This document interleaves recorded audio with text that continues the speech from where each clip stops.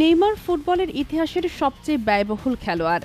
২০১৭ সালে বার্সেলোনা থেকে পিএসজি, এরপর ২০২৩ সালে সৌদি ক্লাব আল হিলাল। কিন্তু মাত্র ৭টি ম্যাচ খেলেই ক্লাব ছাড়লেন। নেইমারের ট্রান্সফার ফি ও বেতন মিলিয়ে আল হিলালের খরচ হয়েছিল $২৫০ মিলিয়ন, কিন্তু চোটের কারণে মাত্র ৭টি ম্যাচ খেলতে পেরেছেন আর করেছেন মাত্র একটি গোল। ইএসপিএন বলছে এটাই ফুটবল ইতিহাসের সবচেয়ে দামি গোল।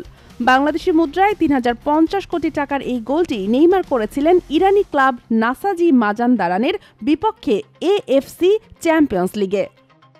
চুক্তি ছিল ২০২৪ সালের জুন পর্যন্ত, কিন্তু সোমবার সমঝোতার ভিত্তিতে আল হিলাল ছেড়ে দিলেন নেইমার। এবার তিনি ফিরছেন তার শৈশবের ক্লাব সান্তোসে, কারণ ২০২৬ বিশ্বকাপের আগে নিয়মিত খেলার জন্য।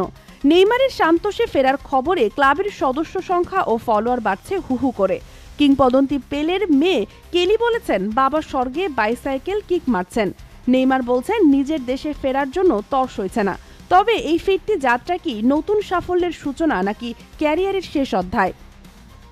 Sheikh Masuma, Daily Hour, Bangladesh.